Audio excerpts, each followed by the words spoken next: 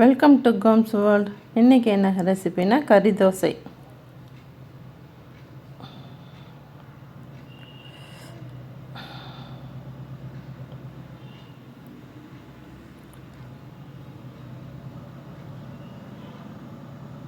வாங்க, இது என்னோடய ஸ்டைல் கறி தோசை எப்படி செய்கிறதுன்னு பார்க்கலாம். வீட்டில் பசங்க இருந்தாவே, லீவில் இருந்தாவே அம்மா இதை பண்ணி கொடுங்க அதை பண்ணி கொடுங்கன்னு சொல்லிகிட்டே தான் இருப்பாங்க. இந்த கறி தோசையை எப்படி செய்கிறதுன்னு பார்க்கலாம். இப்போ பெரிய வெங்காயம், பச்சை மிளகா, கருவேப்பிலை எல்லாத்தையும் நான் கட் பண்ணி தனியாக ஒரு தட்டில் எடுத்து வச்சுக்கிட்டேன். இது 4 முட்டை. இது சிக்கன் கிரேவி, மட்டன் சிக்கன் கிரேவிங்க. இது மட்டன் நல்லா குழைய வேக விட்டுட்டேன். இப்போ முட்டையை தனியாக ஒரு பவுலில் உடைச்சி ஊற்றிக்கலாம். அதில் கொஞ்சமாக உப்பு, இந்த முட்டைக்கு தேவையான உப்பும் பெப்பரும் சேர்த்து நல்லா அடித்து எடுத்துக்கலாங்க. பசங்க காலையிலே சொல்லிட்டாங்க. காலையில் இட்லிக்கு கறி குழம்பு வைக்கும்போதே சொல்லிட்டாங்க, அம்மா நைட்டுக்கு கறி தோசை வேணும், அதனால் சிக்கன் கிரேவி பண்ணுங்க அப்படின்னு சொல்லிட்டாங்க. அதுக்காகவே தனியாக சிக்கன் கிரேவி செஞ்சு வச்சுருந்தேன். அதுலேயே கறியும் தனியாக வேக வச்சு எடுத்து வச்சுருந்தேன். இப்போ அதனால தான் அதை பண்ணுறேன். இப்போ சிக்கன் கிரேவியை சிக்கன் மட்டன் கிரேவியை இந்த முட்டை கூட கொஞ்சமாக ஊற்றிக்கிறேன். அதையும் ஊற்றி நல்லா மிக்ஸ் பண்ணுங்கள். இந்த கிரேவி ஊற்றும் போது அந்த முட்டையில் டேஸ்ட் நல்லா மாறுங்க, சூப்பராக இருக்கும்.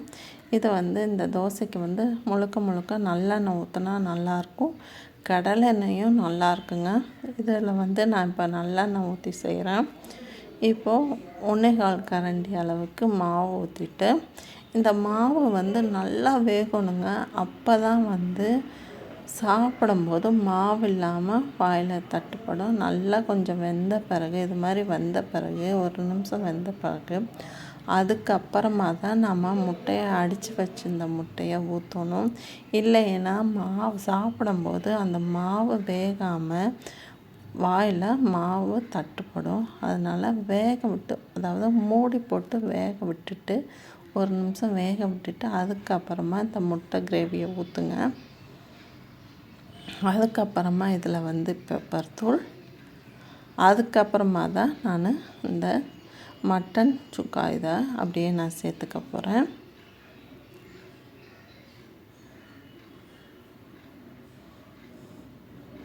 இந்த தோசை சுடும்போது நியூ இயருக்கு முதல் நாள் நான் செஞ்சுருந்தேங்க.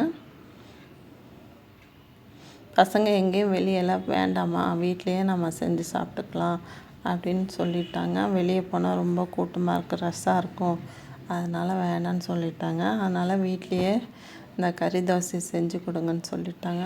பசங்க வீட்டில் இப்போ வெளியே கூட்டமாக இருந்தால் வெளியே எங்கேயுமே பிடிக்க மாட்டேதுமா, ரொம்ப கஷ்டமாக இருக்குது வெளியே போகணுன்னா, அதனால் வீட்லேயே நம்ம இருக்கலாம் அப்படின்னு சொல்லிட்டாங்க.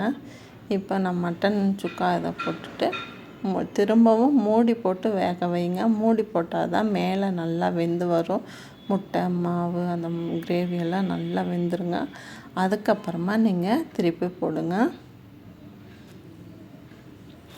இப்போ ஏதாச்சும் ஒரு நல்ல நாள் வந்துருச்சுன்னா செம்ம கூட்டமாக இருக்குது, வெளியே போகணுன்னாவே ரொம்ப கஷ்டமாக இருக்குது. இப்போ திரும்பவும் இன்னொரு கறி தோசைக்கு முட்டையை உடச்சி ஊற்றி பெப்பர் உப்பு சேர்த்து அது கூட மட்டன் சுக்கா கிரேவியை சேர்த்து நல்லா பண்ணுங்கள். பீட் பண்ண நல்லா நுரைச்சி வரும். அதுக்கப்புறமா ஊற்றி எடுத்துக்கலாம். இதை நீங்களும் வீட்டில் சாப்பிட்டு என்ஜாய் பண்ணுங்கள், செஞ்சு என்ஜாய் பண்ணுங்கள். இது மாதிரி வீடியோஸ்க்கு என் சேனலை லைக் பண்ணுங்கள், ஷேர் பண்ணுங்கள், கமெண்ட் பண்ணுங்கள், சப்ஸ்கிரைப் பண்ணுங்கள். தேங்க்யூ ஃபார் வாட்சிங்.